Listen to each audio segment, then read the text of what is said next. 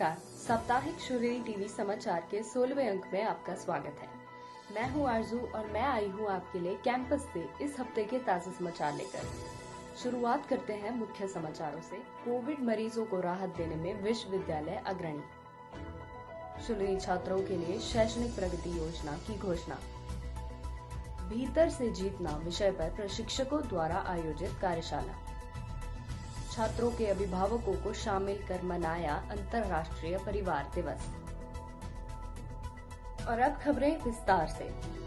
शुलिनी विश्वविद्यालय ने हिमाचल प्रदेश के सोलन जिले के ग्रामीण क्षेत्रों में कोविड रोगियों को चिकित्सा राहत प्रदान करने का बीड़ा उठाया है। हर्ष, आप हमें इस बारे में और क्या जानकारी दे सकते हैं? जी आरजू, इस कठिन समय में कोविड रोगियों के लिए राहत प्रदान करने के लिए विश्वविद्यालय ने सराहनीय पहल की है। राहत और सहायता में लगभग 100 बिस्तरों के प्रावधान के साथ साथ आवश्यक चिकित्सा उपकरण जैसे ऑक्सीजन सिलेंडर, वेंटिलेटर और अन्य आईसीयू सुविधाएं शामिल हैं। इस परियोजना की परिकल्पना और क्रियान्वयन शुलिनी विश्वविद्यालय के वरिष्ठ प्रबंधन द्वारा किया गया था, जिसमें इसके chancellor professor PK Khosla, foundation for life sciences and business management की अध्यक्ष श्रीमती सरोज खोसला, प्रो चांसलर श्री विशाल आनंद और कुलपति प्रोफेसर अतुल खोसला शामिल थे, जिन्होंने कोष की स्थापना में व्यक्तिगत योगदान भी दिया। विश्वविद्यालय के कर्मचारियों ने भी एक दिन का वेतन कोष में दान करने की पेशकश की। विश्वविद्यालय ने करीब 1 करोड़ रुपए की राहत राशि देने का लक्ष्य रखा है और इसके लिए करीब 75 लाख रुपए अभी तक जुटा लिए हैं।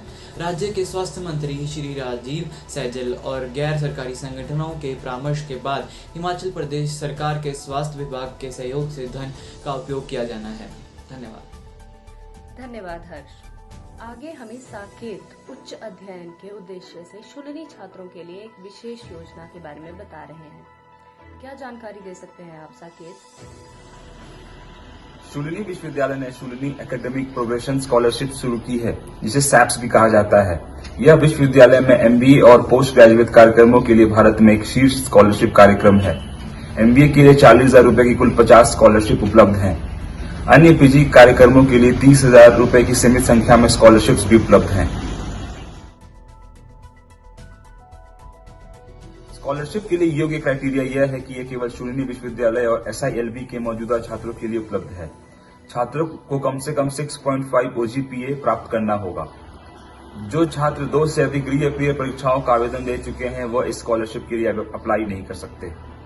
मौजूदा छात्रों के लिए उसी स्थान में उच्च अध्ययन के लिए जाने का यह अच्छा अवसर है।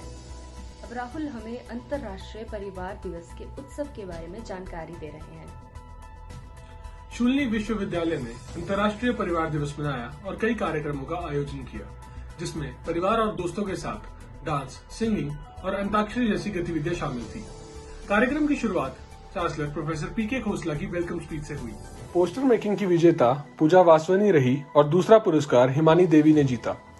नृत्य प्रतियोगिता में शुभांगी सूद ने पहला, अर्चना ने दूसरा और शौर्य ने तीसरा स्थान हासिल किया। डेक्लेमेशन प्रतियोगिता वैशाली ठाकुर ने जीती और दूसरा स्थान रुचिका शर्मा ने हासिल किया। अंताक्षरी प्रतियोगिता में शौर्य चंदेल की टीम और दूसरा स्थान टीम तान्या ने जीता। फोटोग्राफी में एक संकाय सदस्य डॉक्टर अमर राव सहायक प्रोफेसर ने विशेष पुरस्कार जीता। Vice chancellor professor Atul Khosla ने कार्यक्रम के आयोजन के लिए प्रयासों की सराहना की। उन्होंने कहा कि कुछ लोग ही हमेशा सफल होते हैं। कार्यक्रम का आयोजन dean student welfare Shrimati Poonam Nanda ने किया, जिन्होंने परिवार के महत्व को रेखांकित किया। धन्यवाद राहुल। अब जानकारी देते हैं विश्वविद्यालय में शुरू किए गए एक अनूठे कोचिंग कार्यक्रम की। यह जानकारी दे रही है अदिति। बताइए Aditi. The empower coaching programme के तहत शुलिनी यूनिवर्सिटी में छात्रों और फैकल्टी मेंबर्स के लिए विनिंग फ्रॉम विदिन थीम पर वर्कशॉप का आयोजन किया गया।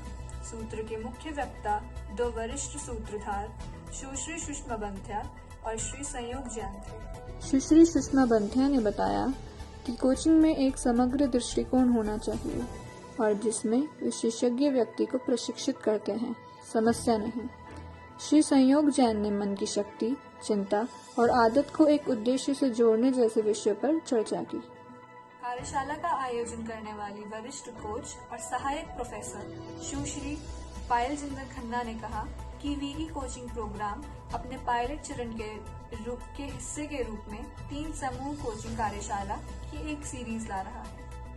और अब हमारी सीरीज वॉइसेस फ्रॉम कैंपस के तहत जर्नलिज्म छात्र शुभ ने कुछ छात्रों से हाल ही में पोस्टर लगाने पर अरेस्ट के बारे में उनके विचार जाने।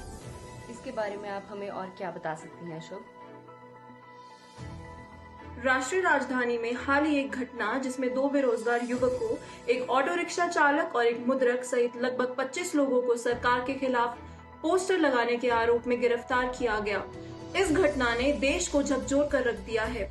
हमने छात्रों के विभिन्न वर्गों से उनकी प्रतिक्रिया जानने के लिए बात की।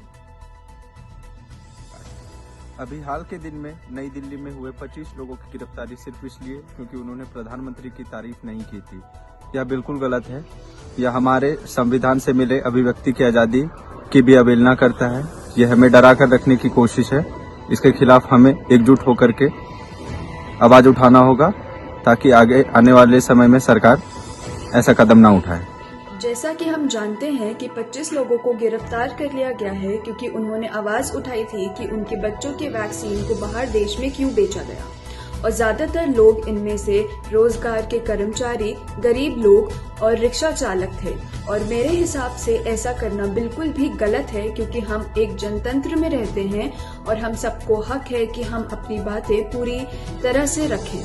नमस्कार, मैं Rajat Kumar Pandey.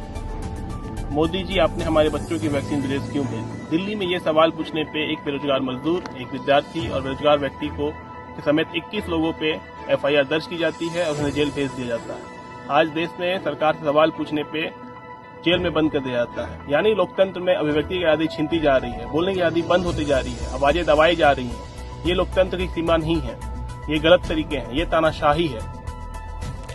In this incident, the law was applied in a selective manner to restrict free speech.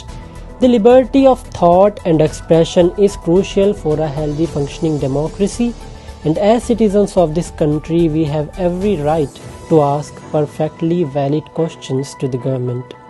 So I request the government to make commitments for the protection of this fundamental right. सामान्य विचार यह प्रतीत होता है कि सरकार ने अति प्रतिक्रिया व्यक्त की थी और उसे अपने कार्यों की आलोचना पर कठोर रूप से नहीं उतरना चाहिए। कुछ ने यह भी कहा कि ऐसे समय में सबको सरकार का साथ देना चाहिए। धन्यवाद शुभ। अब हम आपके लिए लेकर आए हैं अगले हफ्ते के लिए रेडियो शून्य की खास बातें। आरजे रुचिका आपको इस बारे में जानकारी देंगी। नमस्कार, मैं हाजिर हूँ इस सप्ताह रेडियो शून्य पर प्रसारित होने वाले कुछ कार्यक्रमों की सूची के साथ। आरजे मनीष द्वारा कोरोना वॉरियर्स, आरजे ओम मेरी कलम से, आरजे शुभिका पोइट्री प्लॉट और आरजे अदिति द्वारा हेल्दी बातें। यह सभी कार्यक्रम उपलब्ध है माई शून्य ऐप पर, तो सुनिए और लुत्फ उठाएं। आज के लिए बस इतना ही, धन्यवाद। इस सप्ताह के लिए बस इतना ही। यहाँ देखने के लिए आपका धन्यवाद। हम अगले रविवार आपके लिए अगला एडिशन लेकर आएंगे। तब तक ध्यान रखें और सुरक्षित रहें। नमस्कार।